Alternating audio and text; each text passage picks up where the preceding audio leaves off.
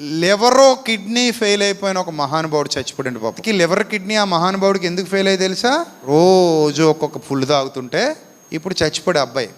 చచ్చిపోయిన తర్వాత ఫ్లెక్స్ పెట్టారు. ఏమన్నా తెలుసా? మంచి పోరాడి తిని పరుగు కడముట్టించి తిని. ఎట్టయిపోయిందండి రెఫరెన్స్?